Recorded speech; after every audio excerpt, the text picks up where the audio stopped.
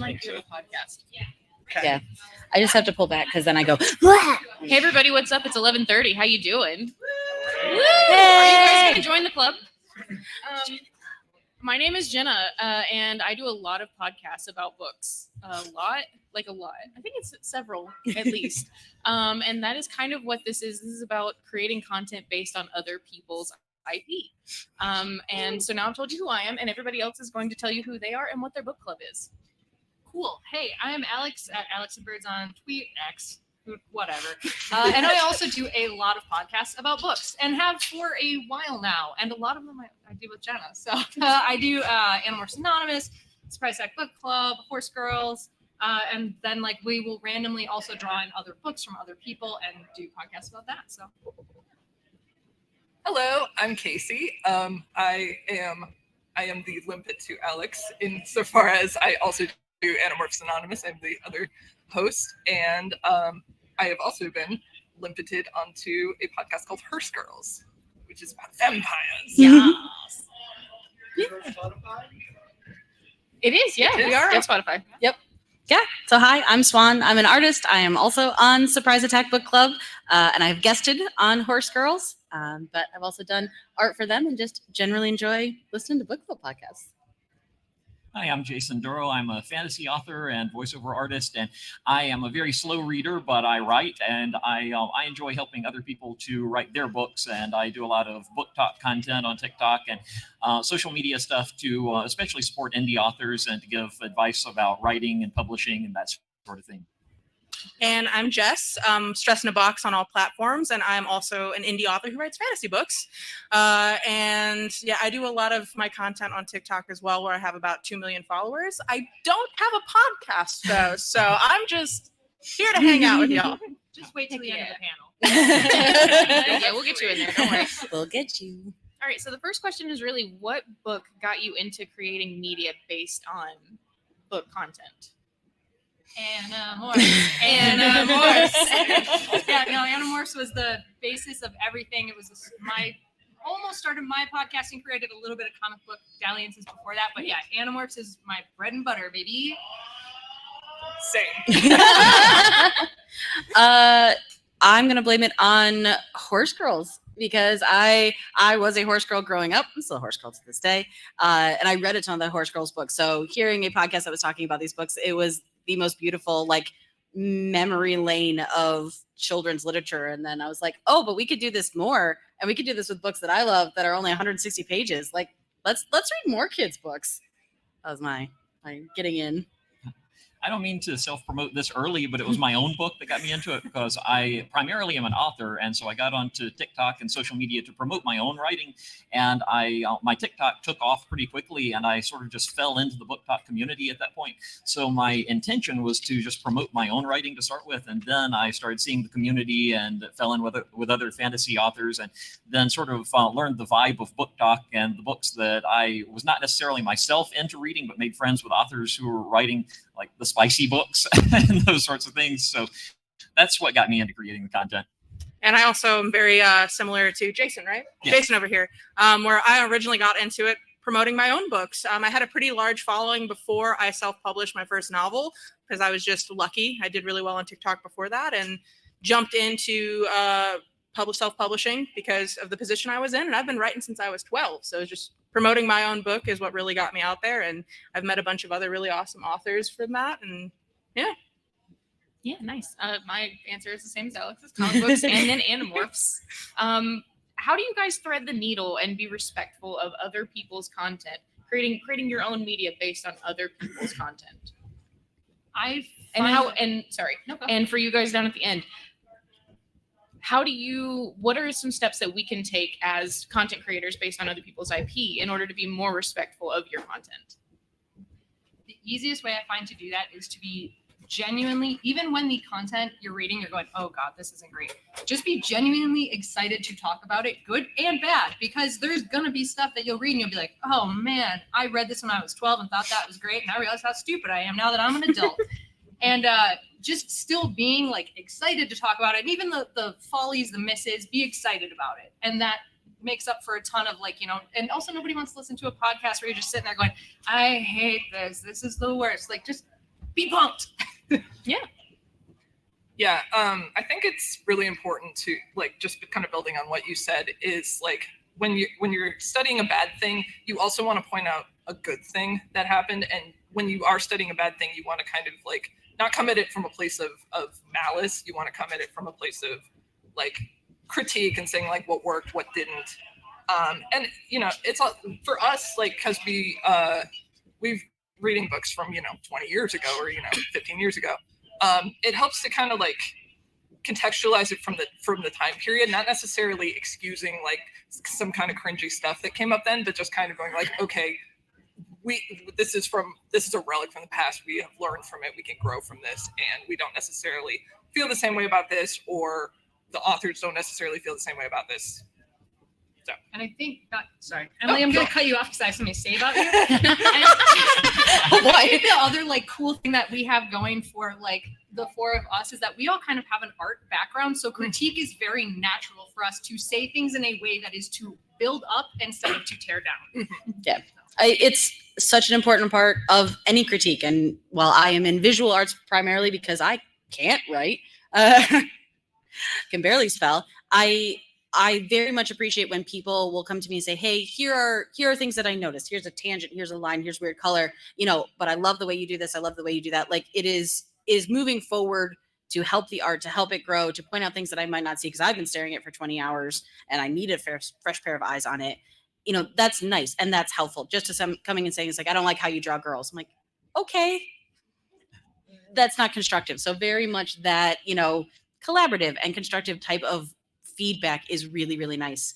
To the content of it, it's really nice when you're reading books from our childhood because that was only like 5 years ago, so it's fine. Definitely. No. Definitely A lot of this content's already been out for a really long time, so you're not. I guess I'm not worried about offending anybody because it's been a book that's been around for a while. But also, I look at it the same way. Galaxy Quest is a favorite movie of mine, and thank you. So it's making fun of Star Trek, but in the most loving way. We are making this because we love this content. We love this goofiness. We love the silliness of all that. And I feel very much the same way with the books. I was like, no, the series that we started with on Surprise Attack Book Club, I was like, this was a book that I read as a kid and loved. I drew art from this book. It meant so much to me. So even now, if I'm being like, talking to the author like he's there with us, I'm like, Chris, why would you do that? That's such a silly thing to do. Like, it's out of such a place of love because this stuff means so much to me. And so I feel comfortable in that, but also, we do it out of fun. We do it out of love and out of jest. So as an author, I feel like I'm in a sort of different space. I feel like there's the reader space and the author space, and I feel like getting into reviews isn't sort of my wheelhouse there. And in fact, right before I published my first book, I felt uncomfortable about having my own previous reviews online. So I went and kind of cleared out my Goodreads reviews at that point and took off anything because I realize from the author perspective how weird it would be if I were on there criticizing my cohorts in writing and having that. It would just be kind of weird for me. But as far as getting reviews, things like that, I try not to read mine really. Authors are told we're not supposed to, but we're also supposed to learn from them. And like it's hard to know what to do as an author. But what you all were saying as far as making it constructive and having positivity in there definitely is a good thing, because when I get when I see a positive review, get good comments, things like that, that makes my week. When I see like a criticism or something, I can't write for the rest of the day. I'm just like, oh, my career is done. I'm finished. So that's just I appreciate you. So yeah, that's my perspective from the writer side. From the writer side, for me, I read and watch every single review. It's horrible that I do that. I should probably not do that, but I do. And I gotta say, I'm okay getting the criticism at this point. I've been pretty big on social media since 2020. So 3 years, you build a thick skin. So I try not to take critiques to heart, but there is times. Ones that bother me is when they critique something without telling me why. Like, why didn't you like that? Why is that something that wasn't for you? Why, help me learn type of thing. Because the more I have 3 books out right now and a kid's book, so I guess 4 books. And you can see how I'm learning from my readers and I'm learning from the people reviewing the books, and being able to grow as a writer really relies on the reviewers being honest on why they didn't like something. So honesty is being honest and transparent about why you didn't like something. Maybe it just wasn't for you. maybe you just didn't, that genre fantasy just isn't your thing. But if there's like a specific plot point that really bothers you, explain to me why so I can fix it type of thing. Yeah. But yeah, don't read every single and watch every. Don't do as he says, not what I do is what I'm saying. Yeah, it's kind of the same in the podcast world. Do not read your reviews. Just don't do it. All right. So, what is your favorite and least favorite part of being in this bigger book community? Mine is you guys. Best part, least favorite part. Least favorite part. Most favorite. and Finding least out books that I loved that aren't good anymore. That's my least favorite part. Ooh, yeah. That probably is a good least favorite part. Yeah, it could be that. It definitely. Yeah, you're right. You know what? I steal your answer wholeheartedly at this point. I was trying to add, but screw that. No, it's that one. But favorite part of being in this book community is I genuinely love the people that I have met and the things that I have. I'm gonna go ahead and plug the book over here. I read Akathar and finished it, and I love that I got that opportunity because I was doing a panel with you in this larger sphere, and I was like, oh my god, I should go read that, and I did, and I loved it. And so like I get these experiences that I wouldn't necessarily have if I wasn't a part of something bigger. Yeah.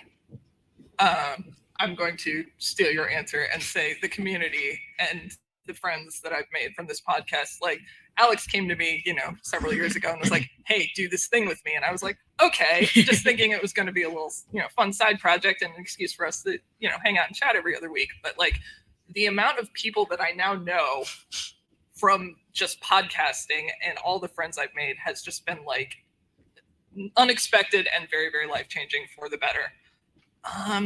Least favorite part. There's not a lot of downsides, honestly. It's kind of hard to think of something. I will hold my action. Yeah, definitely. Community is a huge part of it. It's so much fun. And there is something, and I think this is true of any type of podcast that you're making.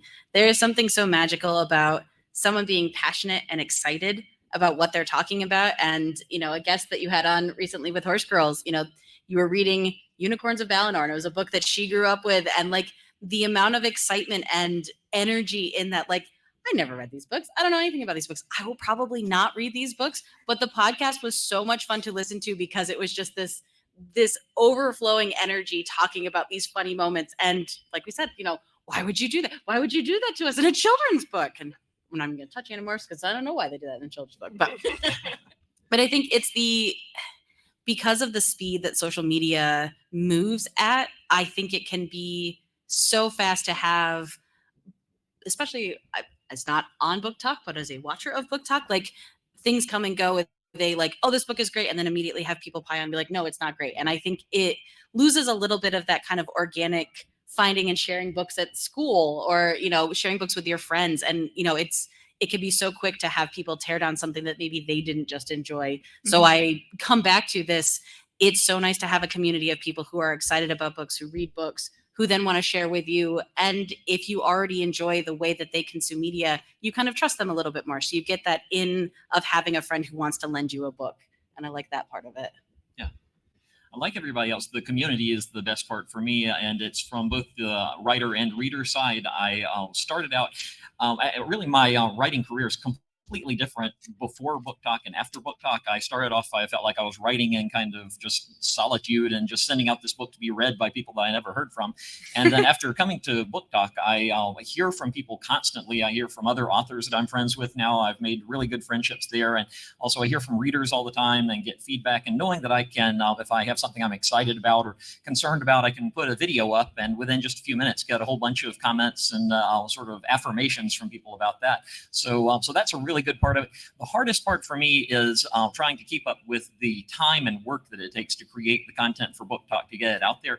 I usually do like 3 to 4 videos a day. While I'm at DragonCon, I'm doing 1 to 2 videos a day, and that takes a lot of effort and a lot of editing and time and everything, and it actually takes away from the time that I can spend creating my books. So it's a little bit of a trade-off there, and I end up exhausted all the time and stressed out, but it's worth it because of the community. That's a vibe right there. Exhausted. Yes, 100%. I think from like a writer standpoint and a content creator, the community that I have found just through my books has been amazing. I have this amazing, even like a Discord server where all my readers are in, and getting to interact with my readers and get their direct like feedback and see them freaking out about the characters that I love so much, and talking to people who understand my imaginary friends in my head, like that's just amazing. And being able to build that community with my readers has been fantastic. And then also building a community with other authors and getting to hear about their experiences and working with them, and the community is amazing on there. No matter how you find it, whether you're a writer, content creator, a reader, finding a community on there is amazing. So, Heck yeah. All right, so I've got one more question for you guys, and while we do that, if anybody has any questions, you can go ahead and start lining up at the microphone. And I'm going to let you guys think about this for just a second. So this next question is, what is your glitter book? And glitter meaning the thing that you spread openly to everyone, and just with absolute disregard. You make sure that everybody has read this book. And while you guys think about that, DragonCon's official charity this year is Cure for Childhood Cancer. So go ahead and donate to that because we all want to cure childhood cancer. And if you don't, you're a monster.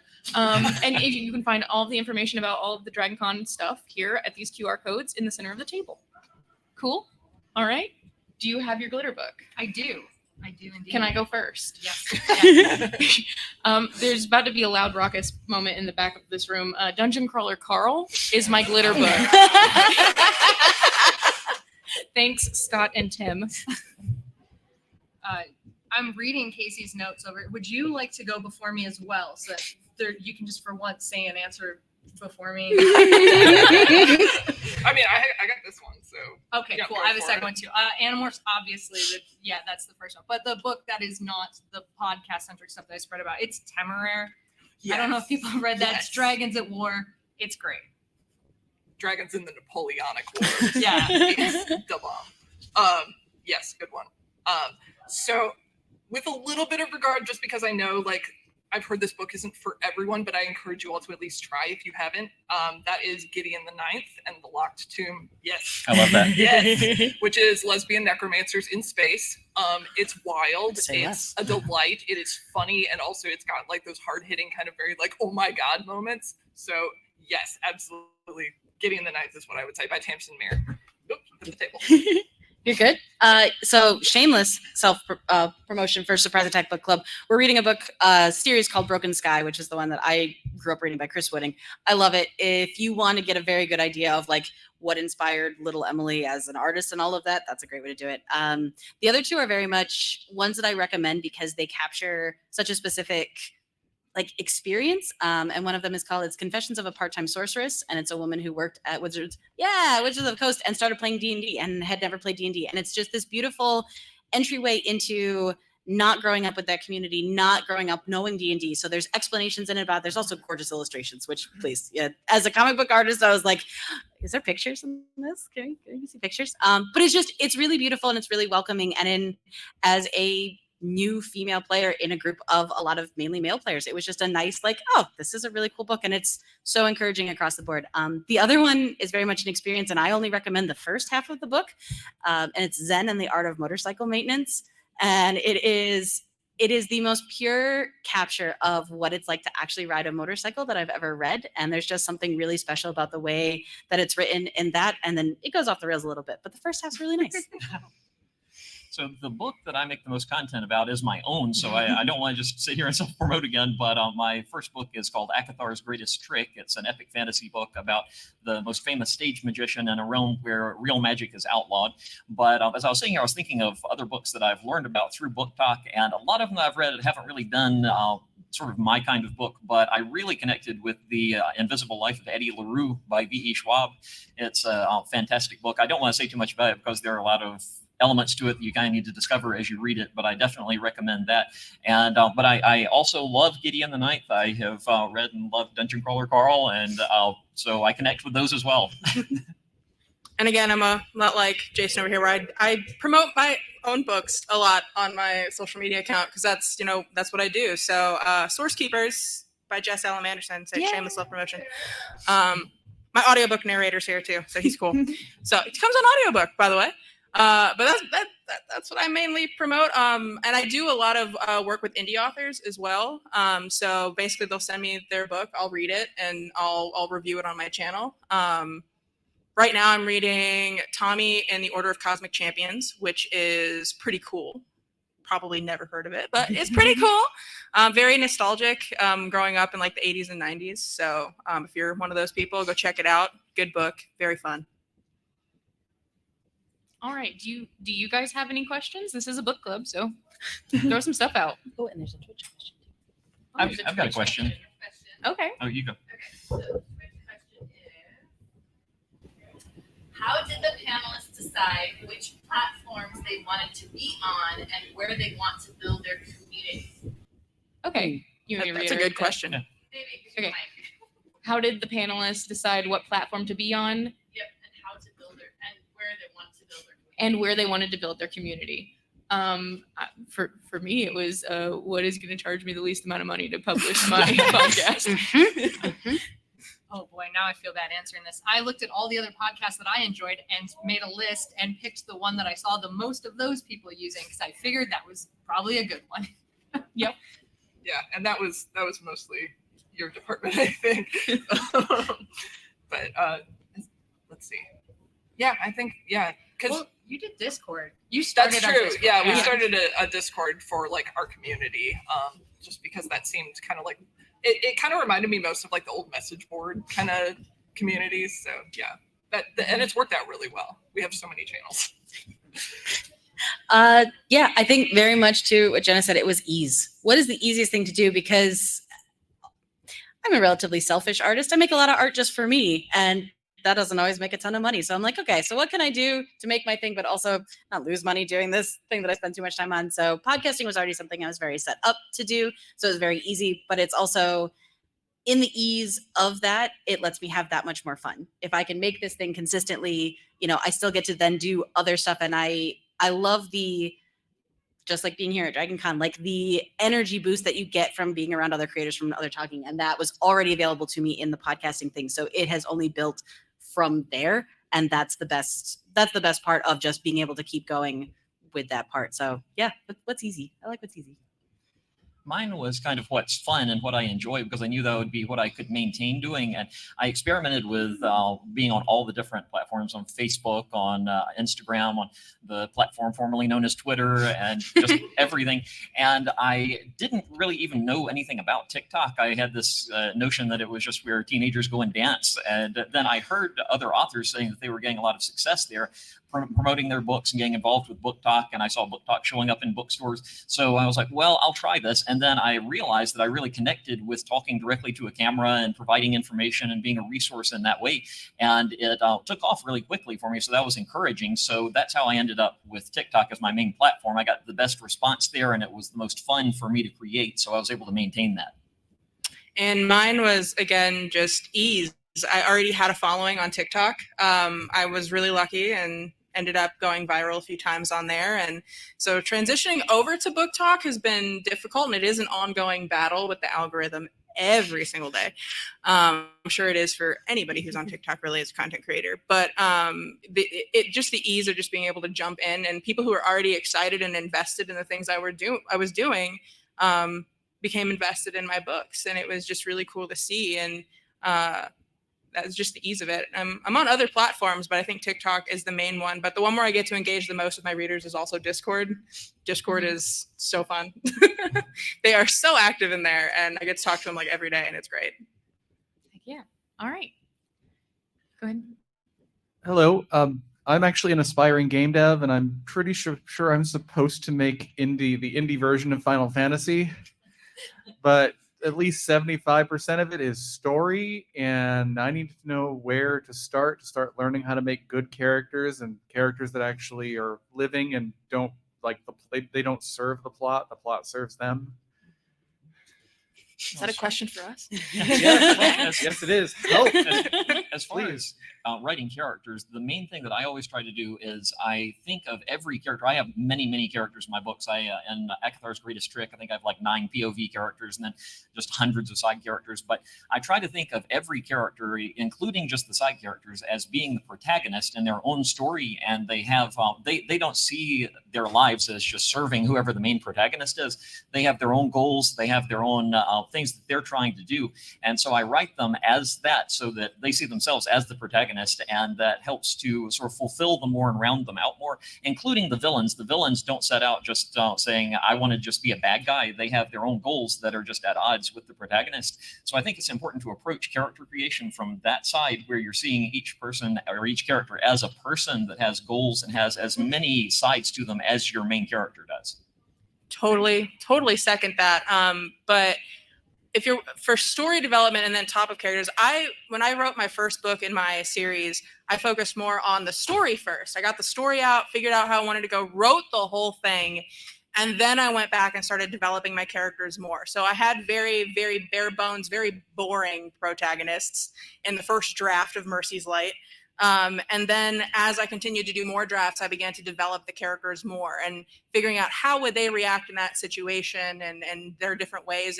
But rounding them out, making sure they have even the side characters have backstories is so important, because your backstory as a human being really debates on how you interact with people in real life and growing up and your childhood experiences. So you need to think of each character, even those side characters, as individuals. How did they get to be how they are? And really building them up from the ground up. And I mean, be one of those people that just takes a personality quiz for your character. Do that. Just go on Google personality quiz. How would your character answer those questions? It'll give you a whole list of personality traits. It's a great way to kind of start off. That's brilliant. Yeah. Oh, sorry, I had something to add as well. Yeah. Ingest a ton of media, just like read all the books you can, watch all the TV shows, really find the ones that are really character driven and really analyze what it is about that character, like study their arc, study their motivations. And that's really where I get, a lot of ideas for my character, just through the osmosis of everything that I've read and watched and seen. So that's my recommendation.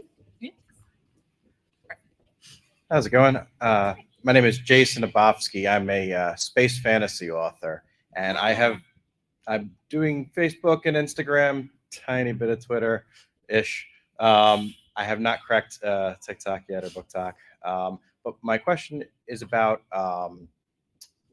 do any of you have, in addition to your passions, a full-time job or something that takes actively a large portion of their time? And what is your recommendations for easing into building that community and spending the correct amount of time without it eating away at both your work life and your writing life? Thank you. You may want to go first, because yes, I have a normal full-time job. Scheduling, having a friend who's really good at it, is amazing. Sticking to a schedule is paramount. And even like finding time, like little time to do things for yourself within that schedule is the most important thing. Stop. You have to do it. You have to do self-care. You have to. Finding time to do things for yourself is the most important, because if you are not taking care of you, you're not writing the best story that you could write. You're not doing the best job at your 40-hour, 60-hour, whatever a week job that you could be doing. And that is basically my answer. Take care of yourself over everything else. I know I've joked about it, but yeah, that's genuinely extremely important to do. I'm just going to go way more technical with it, because I schedule.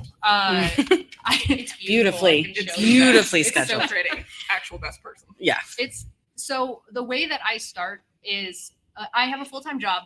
I ride horses. I have other hobbies. I have had other hobbies that I've then, not as passionate about, dropped off. And I have, 5 podcasts plus something like that. So there's a lot going on. To start, you're right. Easing your way into it is very important. Make it a habit. Do you do this thing every Tuesday and Thursday night? Great. It's on the calendar for that 2 hours that you do that every Tuesday and Thursday. And after 2 weeks, you've built that habit. And then you also, if you keep going with that, started early before you start publishing content, you have a backlog to fall back on when the Tuesday night, all of a sudden your power goes out when you're just about to sit down and record or write or whatever you're going to do. It's so important to just make that part of your schedule, make it consistent, and get used to it. And then you'll decide, hey, I have Wednesday, Friday, and Monday, and pretty soon you'll have no days left. But that's how to start, I would say. And calendaring is important. Sticking to your schedules is important when you're working with other people. reminders as you kind of get into it is really good, and you'll find that you'll all get into that habit together. You'll find your rhythm. It's, schedules, calendar, Google Calendar, Love. big pro for Google Calendar. Yes. And if you're gonna like collaborate with someone on a project, try to find people who are reliable and are as excited as you are to do the thing and will make time to do the thing. Like that is absolutely pivotal, is I would say. So Good important. working relationships, yeah. Yeah, and someone who is willing to take on some of the workload as Oh well my God, yeah. it'll make your life, if they are as passionate as you that they want to also do the slog stuff, the editing, like the stuff that's not as fun, that's the person you want to be working with. Absolutely. Yeah, it's having people who are passionate. And it's funny because normally I speak to all of us specifically, the people you're going to find to do stuff with are already people who are doing 1,000 other things, but we're just like, no, but I can definitely fit one more in. So for a very long time, I worked a full-time job. I also illustrated and went to Comic-Cons on weekends and did all that, and then tried to do other stuff too, and taught and danced and did all the things. So it can be exhausting. What I found for me and my terrible garbage ADHD brain was that if I could start small with that set schedule, said, okay, once a month, I'm going to drop this thing, whatever that thing is, I'm going to do that, because you can always build up from there. What I would run into is in my excitement, in my haste to do it, I would overcommit to too many things and then not be able to do it. And then when I didn't make the goals that I had set, I'd feel terrible and then I wouldn't do anything and I'd be sad. So don't do that.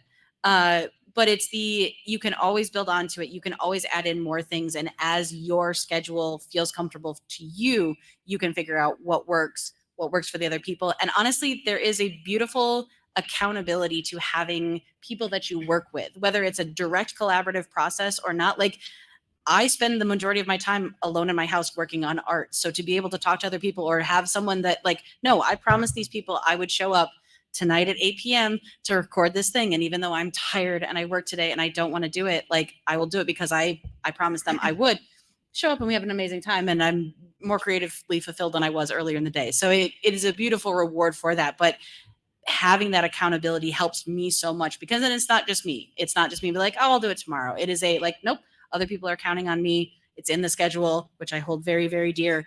And I can then kind of work through that stress of it. And I think for the community part of it, there is if you have been honest to that point with your community, if you get to a point where something does happen, if you run through your backlog, you can be honest with the people who follow you and say, hey, I'm really sorry. I did not make my deadline. I did not do this. There won't be content on this day because of this. And just telling people that, so many people will be understanding, because it happens to all of us, especially in post-pandemic world. So I think that just genuine nature of it helps to alleviate any of the no, if I fail once, everybody will leave me fear that people have. I don't have a lot of tips to give on this, but I want to acknowledge that it is a concern. It is a thing to be thinking about. So this is all great stuff to hear. When I first started building my platform on TikTok, it was in January of last year. It took off really quickly, and I already was someone who overcommits to things. I work as a voiceover artist and do some contract work. I work from home, and I just piled that on top of everything else that I've done. I still haven't figured out how to make that work. It's just I'm doing stuff all the time and constantly overloaded. So that is a concern. That's something to look at.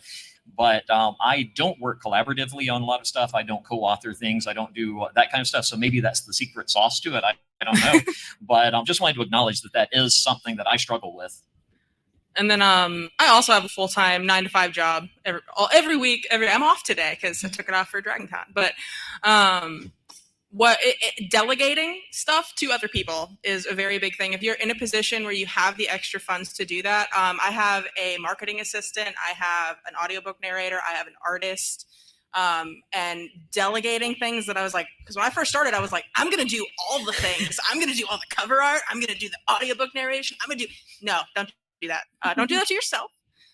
You will literally burn yourself out. So learning to delegate things was a really big learning process for me going into publishing my first books, especially as an indie author. As an indie author, your hands are on everything. You're doing all the things. You're the boss in that situation. So being able to build a team that I trust, I know they're going to get their stuff done, they're going to do it well, and that I can work well with them is really important to do. And if you get overwhelmed, get an assistant, because that's what I did, and she's amazing. I don't know where she is right now, but she's amazing. She was here, and then I don't know where she went.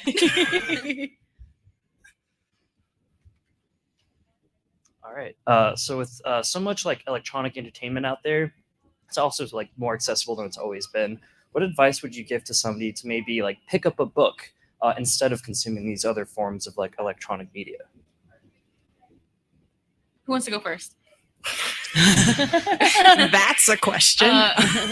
Mine is if you are the type of person who craves the tactile experience of a book, that's fantastic. I have dyslexia, and for me, reading sometimes on a paper is not great.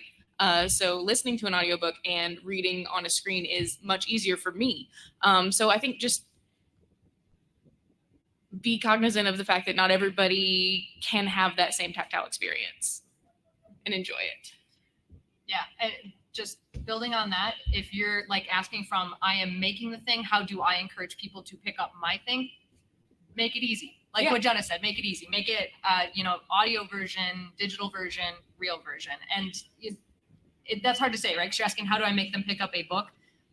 Don't shame people for reading a digital book. It's still a book. Well, more of like encourage is what I meant. Yeah, Not like read this right now. Absolutely. So yeah, just making it easy for them, and not discouraging if they want to say, well, why isn't it this way? And you can be like, well, because I don't have someone to read it yet into a microphone and publish it for me. But just making it easy, getting it out there, talking about it a lot. Finding the thing that people will be interested in that book, and sort of pushing that toward them, and also letting them know things that they may not necessarily find comforting that's also in the book, and saying this is this level that's in this book. If you're comfortable with that, then go ahead. Awesome, great. But giving people a warning And is a great. Bitly link or like a link tree, short link, short, easy to remember link, also good. And accepting that you're not trying to find necessarily a huge audience, you're trying to find the right audience. You're going to try and find the people that are passionate about your book, because your stuff is not going to be for everybody, and it's you kind of have to accept that. So you got to find quality, not quantity. Yeah, I think as far as physical copies go, even silly stuff I know as adults, if you're still giving holiday gifts or birthday gifts or something like that, sharing with someone a book that you love, hey, I really love this thing. Obviously the hope is that you think that they will also enjoy it, but if you're doing, I don't know, White Elephant or all the different holiday, I don't know them, I can never keep up with them, but that type of thing where have a bunch of people, you're going to get together and hang out anyways, have them bring books. What book inspires you? What book, oh my gosh, what book do you still think about of that thing that you read? Or, what new thing have you consumed? There is that community and accountability, all the things we talked about. I sound very old when I say this, I know that, but I still do a ton of work with the local libraries. I go there and I teach art and I do that. And they are so good at adapting to new technology and new that. If you have a book that you really want to talk about, be hey, can I offer a class? Can I offer a seminar? Can I offer something where I just talk about books or this? Or if it's something that can get into the library itself, that allows you access to so many people who maybe they can't purchase a book, or maybe they're waiting for the Kindle or audiobook version to come out. But there's those beautiful communities there. And at least with the built-in of a library, a brick and mortar library, you already have people who clearly love to read. And it's just that nice, Casey said, finding the people who love to read in any form and getting that connection. And we mentioned digital entertainment. I'm thinking about the difference between books and video games and streaming shows and movies and all of that. And at the core, all of those are just stories. They're methods of storytelling. And I think of all fiction and all storytelling as really just being vehicles for making the consumer feel emotions. And it's as a writer, when I'm writing something, I think of what I want the reader to feel when they have consumed it. I'm sure people who make movies think the same thing. People who make games think that. So when describing something, if you want to pitch a book to somebody, instead of pitching it as a book or as a particular thing, you could talk about what excites you about it or what the emotion that you get from it is.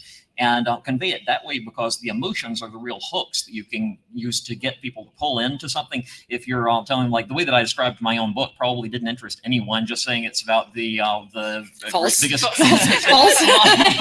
Also, it's a delight. Well, So- thank you. But just talking about like the plot elements in it usually won't hook somebody because they haven't read it yet or they haven't watched it yet, so they don't have an emotional connection to those characters until they've read it. And so the way that I really should present it is to talk about how it'll make you feel, or what elements there are that you'll experience in the process of consuming it. So that's what I think for all forms of entertainment, whether it's movies or TV or whatever. I like that. Thank you. And one thing that I really do, and going back to the libraries here, is I do encourage my readers, if they really like the books, I was like, get a set, donate it to your library. If you are done with the book, donate the books you already read to your library. Because that gets people out there. People still very, very much, my stepdad, he goes to the library like every week and brings home a stack of books. So Yep. always donate to your libraries. If you have any extra books, donate them. Can I piggyback on that? So I know for our library, we donate it, it's going in our book sale, but you can suggest the library make purchase. Oh, yes. So, and Yes. Yeah. And We love libraries. if at least one person is saying, I want to read that, there's probably somebody else, and they want them to. So you can go to your library and you can, or I think some of them also have online forms that you can fill out and request them to get the book for you. And then they'll, if they approve it, they'll bring it in. And then lots of people have done that. Thank you for pointing that out, because I completely spaced on that part of it. Wow, really fascinating panel. It's actually cool to sort of see you guys and so on. So a question, a lot of you almost sort of assume that you've got a following. How do you build a following to begin with? Because I'm clearly getting sort of a notion that TikTok is sort of the primary platform here, maybe supplemented a little bit by Discord. But on either of those two places, how do you build it? Because a given in what all you're saying is, oh, I've already got X hundreds or thousands of people that are sort of following me, but where'd you get the X hundreds and thousands of people that are following you to begin with? Being enthusiastic all over the place about the product that you have, because you are trying to sell a product. So learning how to do that for yourself and for the podcast book thing that you're doing really helps. And there are online resources. I think Harvard actually has a lot of classes on marketing that you can take for free. You can just audit them for free. So doing something like that and learning how to sell the thing that you are creating helps. But also just being present and talking to people on the internet helps too. Mm-hmm. Yeah, very much so. Especially if there's a fan community for it or similar that you can go in and talk about it. That helps a lot. The other really, really good resource is finding people who do what you do, other podcasters, and talking to them and say, hey, can you put a 30-second spot on yours and I'll do one on mine, we'll exchange, or just say like, hey, can you listen? Are you interested in this? If you like it, and they might say no, and that's okay. But sometimes, a lot of times they will. In fact, a lot of my best supporters, and we always say like for Horse Girls and stuff too, are the people that already do this that then post to their communities. Mm-hmm. And just getting the word out that way is, specifically for podcasting, how we were able to grow the fastest. And then exactly like Jenna said, once you're there, continued conversation with the people who like your stuff. You took my answer. Yes, I was going to say word of mouth. Absolutely. Like, it's not, you think about casting a wide net, like posting it online or something, but really the way to like guarantee that someone is going to listen to your podcast or read your book, word of mouth. You grab somebody who's like already interested in your pitch, and if they read it and like it, they will pass it on to their friends. And that, like, I am much more likely to consume media that somebody like verbally or, through email recommends to me, rather than like, if I'm just on X or Twitter or whatever it's called now, and I'm just seeing like, here's a thing here, here's a thing there. I'm like, okay, I might get to that in 5 years. But if somebody says like, hey, I'm really excited about this thing, you need to watch this or read this now, I will prioritize that. So Yeah. I think as far as creating content, it is making it as easy as you possibly can for people to find you. And it is not, you you don't have to maybe necessarily make, you know, the poppiest name or the most exciting thing, but something that's clear. It's the same name across all the platforms. If what you're promoting is your product, like how can people find it? Everybody exists on different social medias, and I have some of that, I'll say, from the art side of it, because it's very much the same. Just try and make it so that if you want to find me and my art, I'm in all of these places and there's art there to see it, and it's consistent. You know it's me. You start to recognize it as it pops up and around. And when it comes to the podcasting parts of that, it's very, very much the same. It is, if I can get someone to only have to do 2 clicks to get to my show and listen to it, that's an amazing amount. Because if I'm like, okay, so I need you to like, so type in this and then go to this part link here, and then you're going to want to download this thing. The easier you can make it and the more streamlined you can to get somebody to do that, you get the more casual people and not just your friends and family who are like, okay, here's my new thing. Please download my new thing. And I think it's a very hard, it's a do as I say and not as I necessarily do, but it is not always being worried about the numbers themselves. I was very, very stuck on numbers and followers and downloads and clicks for a long time. And it can make it very hard to keep doing the art that you're making and all of that, because it can get in your head and rot your brain. But because I loved what I was doing, it was easier to focus on that. And then when I would start finding other people who were passionate about that, like get it out to them, be like, hey, I'm thinking of doing this new thing. Let's try this. And then we talked about it before as well, delegating. Like you have someone who's like, okay, every time the podcast is going to drop, I'm going to drop on social media here, here, here, and here. So it'll pop up and it'll pop up consistently and all of that. So it's, for me, it's always been a slower thing, but it was just the consistency and whatever I could do to make it easy for people. Can I quickly add to that? When you're naming your project and like, you know, you're starting to publish it online, really check to make sure that no one else has a similar name or like the same name, because searchability is very important. You want to make sure that like your stuff is not going to get buried under a bunch of other things that have a very similar title as yours. So that's the only thing I would add to that. From the TikTok side of things, in order to really grow on TikTok, you're kind of at the mercy of TikTok's algorithm, which is changing all the time. And you want to get your video put onto the For You page of as many people as possible. And the real, there are a lot of ways to go about doing that, but the core way is you want to get as much engagement with your videos as possible. You want as many people as possible to watch your video all the way through, to leave comments, to share it, to like it, to do all that kind of stuff. And that in turn will boost your other content so people can see it, and then you get more followers that way. And a lot of people have different approaches to that. I found that posting consistently helps a lot with that, usually 3 to 4 times a day, because the more content you have out there, the more opportunity there is for it to get in front of new people and to hook them in. I found that being authentic and genuine and putting your real self out there helps a lot, because people can smell it instantly if you're not doing that, if you're being fake, or if you're doing something that isn't genuine. And just being authentic can pull people in. I also try to make myself a good resource for the author community on TikTok. I put a lot of videos out with tips about how to do different things in writing and publishing. That's my core content, and I'll put out usually 1 video a day like that. Then I'll also put out sort of jokey videos that use trending audio to make jokes or to be lip syncing something. I have yet to dance on TikTok, but it's that kind of thing that those tend to blow up a little bit faster and get in front of people. So if you can get visibility with some videos and then pull them in to see your real content, the sort of bulk of what you do, that's a good way to pull people in, and just make yourself valuable so that they're interested in following you beyond seeing just that one video. If you can show in your account that you have value to the community and something to give, that's a good way. And I always think about it as trying to give more than I expect to receive. And that goes a long way toward building the following. And I'm going to go from a marketing standpoint, because that is my full-time day job, is actually marketing. Fun fact. And I've been doing that for about 7 years. So I like to say I got internet famous by accident, but there was a recipe for that. A lot of it is about being consistent. Find your platform that works. Post on all the platforms at first. Figure out which one you're going to have the most success on, which one you get the most engagement on. And go from there, start thinning it out and figuring out which ones you need to focus on. So the 3 platforms I focus on the most are Facebook, Instagram, and TikTok. There was a while I was on Twitch, but I got too tired. So honest answer there.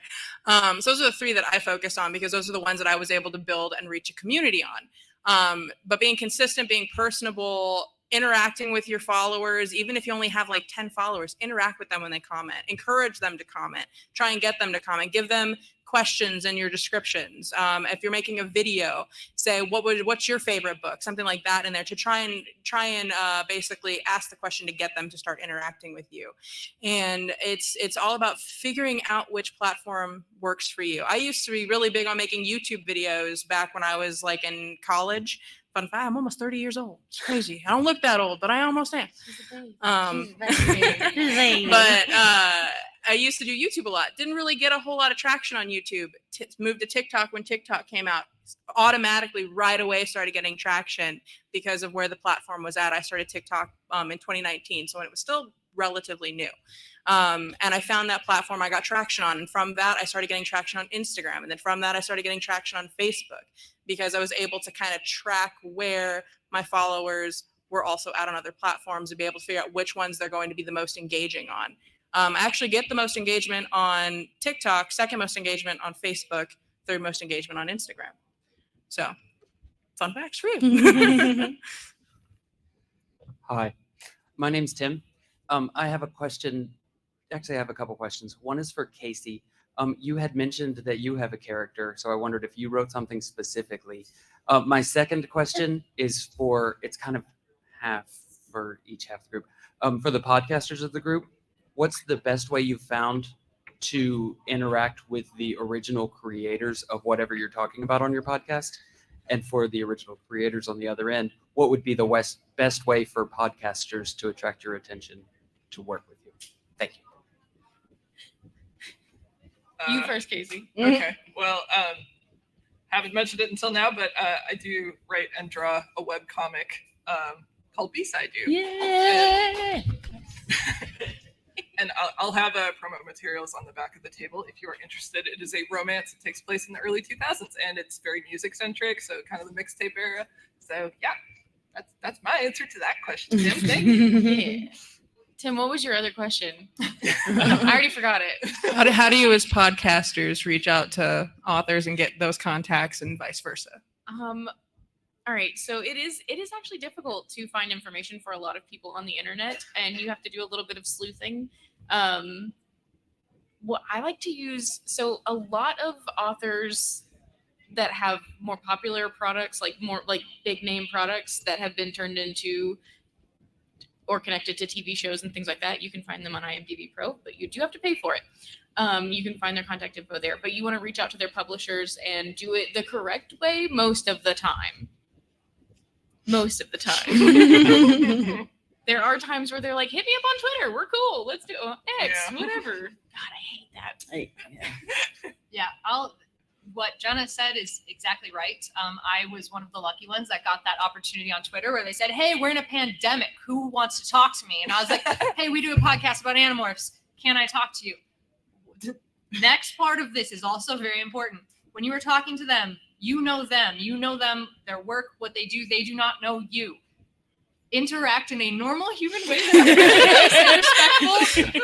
And like, you are so like, I'm always like, dude, I'm so thankful that you're talking to me, blah, blah, blah. And then they might want to work with you 2 and 3 more times, which is insane and amazing. And yeah, so just interact in a way that like you are coming at them like they are a normal human and you are respectful and grateful for their time and their energy, even if they're like, you know, yeah, I'm doing this because we're in a pandemic and like whatever. Yeah, I'm bored. And just to add to that, what we really try to do when we have guests like that is just, we have, you know, our list of questions and we kind of just like throw them out there and we're just like, okay, you talk. Like, you are here to talk. We are here to kind of like, you know, set some lanes, you know, to give you things to talk about. But like, when you're interviewing somebody like that, just, it's their show and you're just here to bask in their glory. Also, when you are reaching out to people for an interview, providing them with a list of questions that could possibly be asked during that interview is incredibly important. Incredibly important, because there's going to be things that they either can't or do not want to talk about, and they're going to send you back, nix this, get rid of that. And it's really important to respect those things.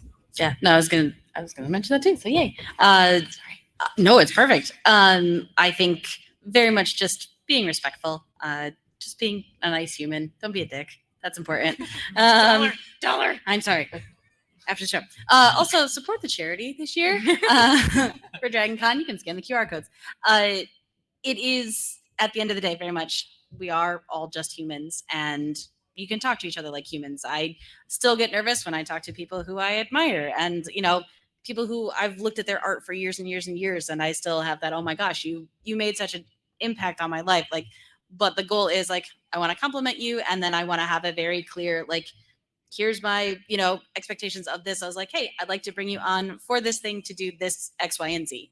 And it's not like, this isn't me being like, I would like to be friends with you forever now. It is a, hey, I respect your work. I would love to have your opinions on this set thing. Here are my questions. Here's a time, like, what times work for you. Giving the information and the clear parameters of it lets it be a very normal human interaction. But also, you are being very clear and very upfront, respecting their time, respecting that they probably have a lot of other things going on. So that just having a clear idea before you go into it, which I also have to do, because when I go to meet people that I really admire, I forget how words work and can't say anything. So if I have a note, then I said, okay, this is what I'm going to say to this person. This is why I'm going to say it, and I'm going to be fine. Everything's going to be fine. So it's that part of it. And I think for people who do a lot of content creation, some of us are also weirdos.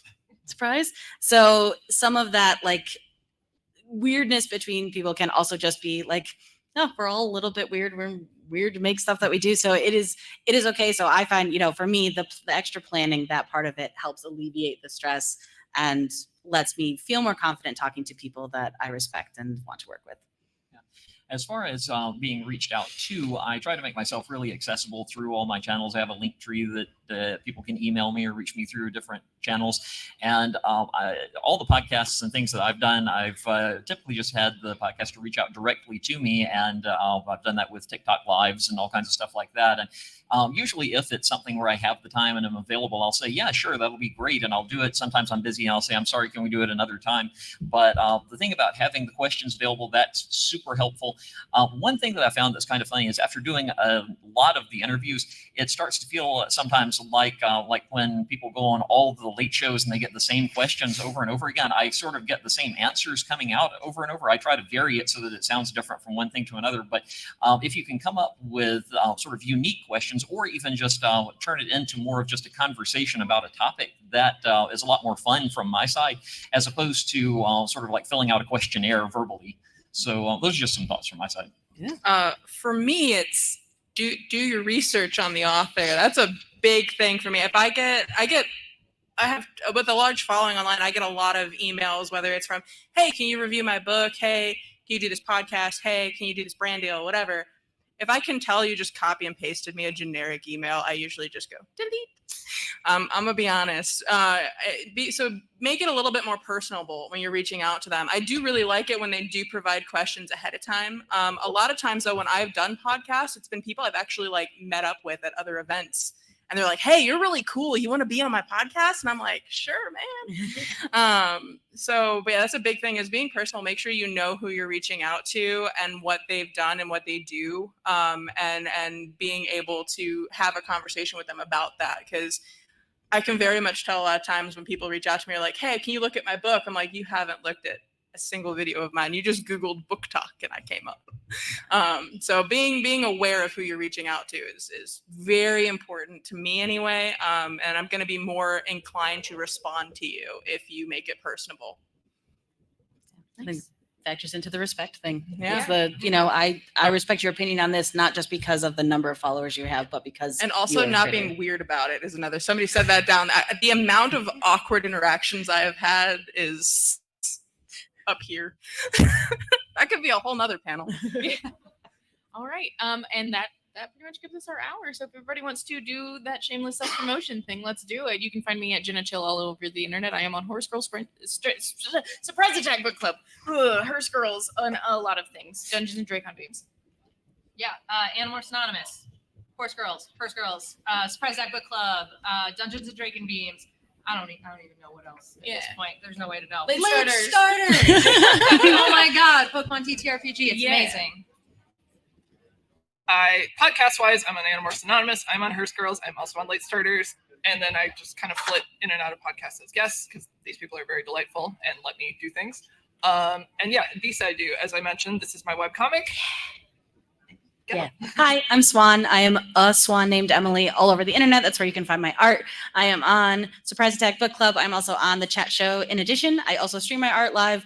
Not right now because I'm on hiatus, but on Twitch. I also run Doodle Crew, which is a group of artists that get together. We make live art based on a prompt. And I also am a part of Sketching Shakespeare, where a friend of mine brings me a piece of Shakespeare prose and I illustrate a whole comic page based on it. And if you like that, we're doing a live show here on Sunday. So you can come and watch me do that. But also all of that content ends up on YouTube. I am Jason Duro, author on TikTok and other places. I'm jasonduro.com is my website. And my first book that is a good place to start is Akathar's Greatest Trick. And I also have business cards with me you can pick up. It has a QR code if you want to keep track of me that way. So yeah, I'm Jason. And I am Stress in a Box on pretty much every platform that you can find me on. Pretty easy. And my website for my books is thesourcekeepers.com. And I do have business cards. If anybody wants to ask for one, I'll give you one. It's cool. Nice. All right. Thank you guys for coming out. Thanks for joining our much. Read more books.